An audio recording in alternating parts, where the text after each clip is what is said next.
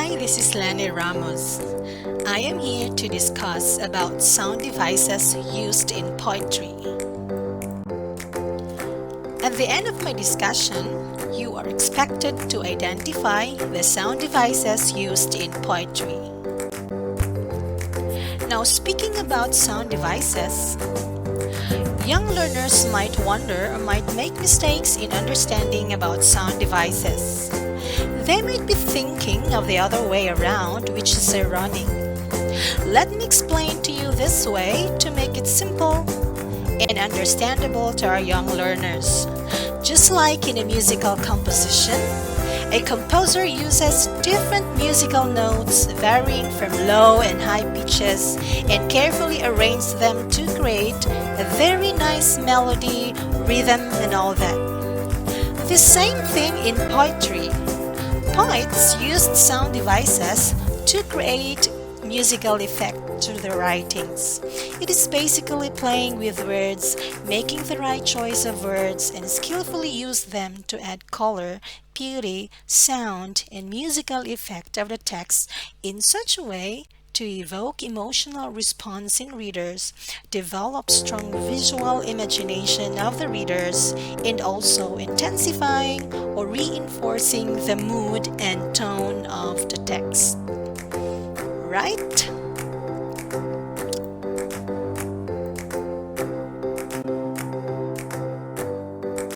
Now, to proceed, here are the examples of sound devices used in poetry. Let me start with alliteration. Alliteration is the repetition of initial consonant sounds in the same line. Take note that what is being repeated here is the initial consonant sounds. Take for example, Peter Piper picked a peck of pickled peppers. A peck of pickled peppers Peter Piper picked. If Peter Piper picked a peck of pickled peppers, where's the peck of pickled peppers Peter Piper picked? Now this is just one of the tongue twisters, and do you know that most of the tongue twisters are examples of alliteration? As you have noticed, the initial sound of letter P is repeated here, like Peter Piper. So I put red color to the initial sound here, which is the sound of letter P. So this is an example of alliteration.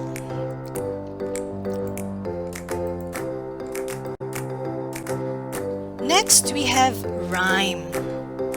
Rhyme is common to us. We used to sing nursery rhyme song to our young children, right? So what is rhyme? Rhyme is the repetition of final sounds in two or more words. Take note that there are rhymes that appear at the end of two or more lines of poetry, and these are called end rhymes. Take for example, the whiskey on your breath could make a small boy dizzy, but hung on like death, such watching was not easy. There are words in red color which are breath, death. They both rhyme at the end of the lines. And another word here which are dizzy and easy, they are in purple color. So those words rhyme also at the end of two lines. So those are examples of end rhymes. There is also called internal rhymes. Internal rhymes appear within a single line in poetry. Example, once upon a midnight dreary, while I pondered weak and weary.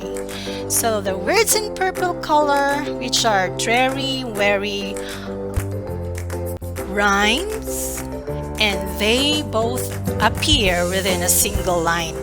So this is an example of internal rhyme.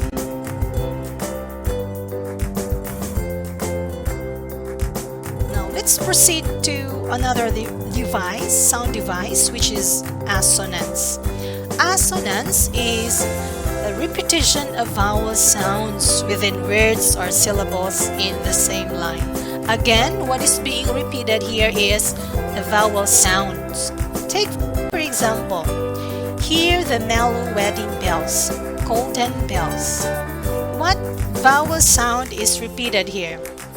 The sound of a vowel e, like mellow, wedding, bells, golden, bells, right? So another example for assonance is this one. What a world of happiness their harmony foretells. So as you have noticed, the sound of a vowel letter O is repeated, like world of harmony and foretells. So those are examples of assonance. Let's proceed to another sound device, which is called consonance.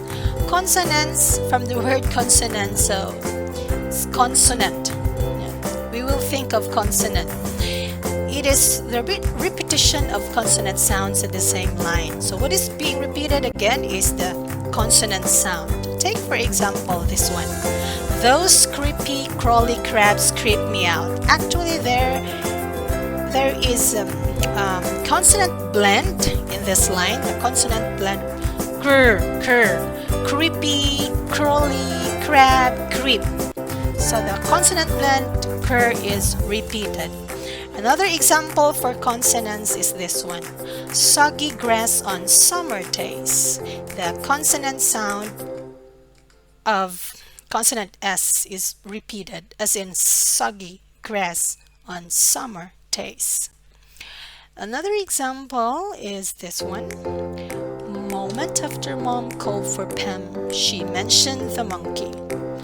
The consonant sound of letter M is repeated, like moment. Moment after Mom called for Pam, she mentioned the monkey.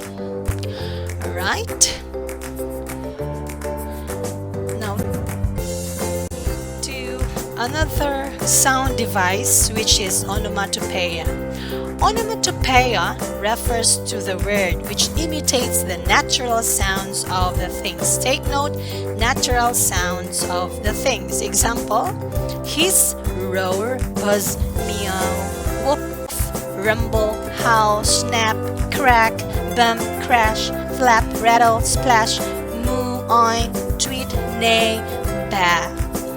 Hiss can be a natural sound of a snake, right? Roar can be a sound of a lion or a tiger. Buzz can be a sound of a bee.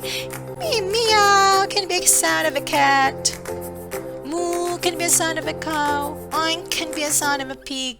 Tweet, tweet can be a sound of a bird. And neigh can be a sound of a horse. And bah for the sheep. Okay, take for example this one.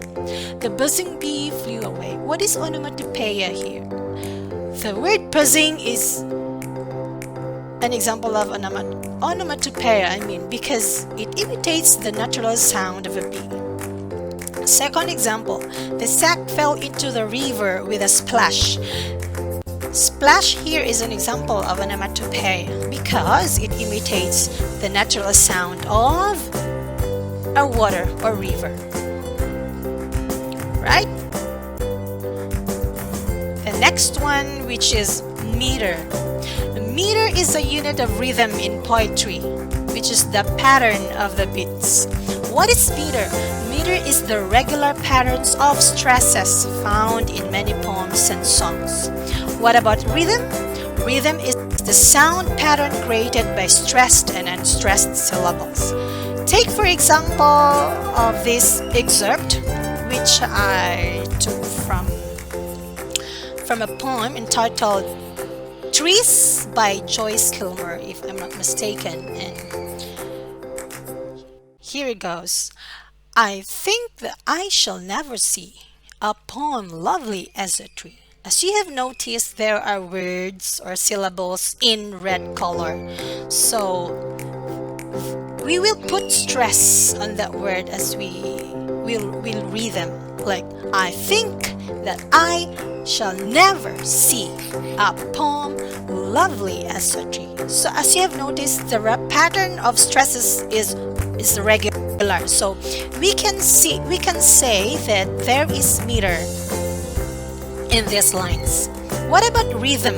Now, as you try to listen while I was reading, there is a sound pattern created by stressed and unstressed syllables, like na na na na na na na na na na na na na. So that is rhythm, right? So in this example, there is meter and there is rhythm. It makes it beautiful. Next is repetition. It's about words or phrases which are repeated to give emphasis. It's very simple.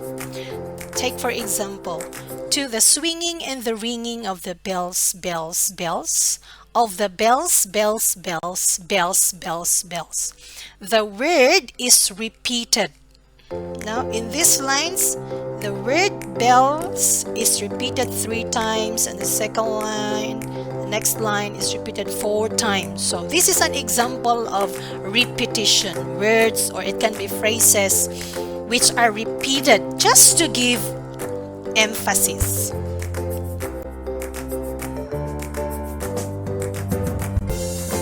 Now generally, we have learned about sound devices. To recall, we have learned about alliteration. Alliteration is the repetition of initial consonant sounds in the same line. Next, assonance. Assonance is the repetition of vowel sound within single words or syllables in the same line. The next one is consonance, which is the repetition of consonant sounds in the same line. Another is onomatopoeia, word which imitates the natural sounds of things. Next is rhyme, which is the repetition of final sounds in 2 or more words. Another is meter, it's the regular pattern of stresses. You learned also about rhythm, which is the sound pattern created by stressed and unstressed syllables. And the last one we have learned is repetition. It's about words or phrases that are repeated to give emphasis. All good? Now, let's try this practice. You identify the sound device used in each of the following lines from poetry. Choices are given. You can choose alliteration, assonance, consonance, rhythm, rhyme, repetition, and onomatopoeia. The first we have here, Porky Pig ate a platter of pot roast. Again, Porky Pig ate a platter of pot roast. Number 2, Fleet Feet Sweep by Sleeping Geese. Fleet Feet Sweep by Sleeping Geese. The third one, we have the blistering wind made the blouse blow up. Again, the blistering wind made the blouse blow up. Next number. The rain in Spain stays mainly in the plain. Again, the rain in Spain stays mainly in the plain. Alright. Number 5. It's supposed to be number 5, not number 6. Come live with me and be my love, and we will all the pleasures prove. Again, come live with me and be my love, and we will all the pleasures prove. Last number. Nobody can make it out here alone. Free at last, free at last. Thank God Almighty, we are free at last. Love is a red, red rose. Again, take note. Nobody can make it out here alone. Free at last, free at last. Thank God Almighty, we are free at last. Love is a red, red rose. Right? So I will give you maybe 5 minutes to think of the correct answers, and then I'll be back.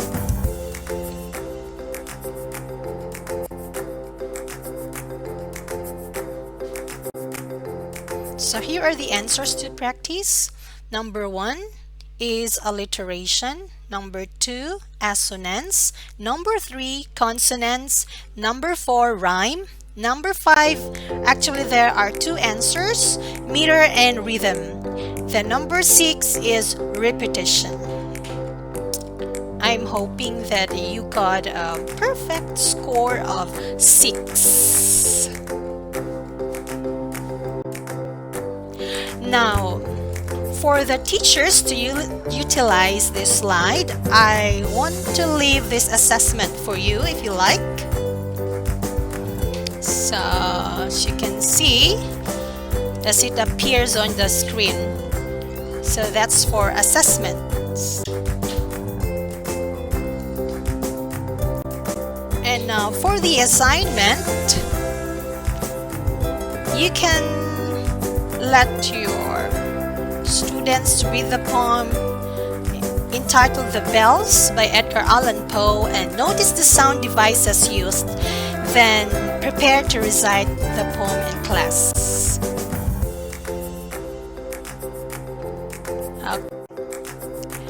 Now, it's me again, Lanie Ramos, saying thank you so much for watching and listening. If you have some questions, please try to follow the link www.facebook.com Lanie-EnglishTeachers. Goodbye and have a good day.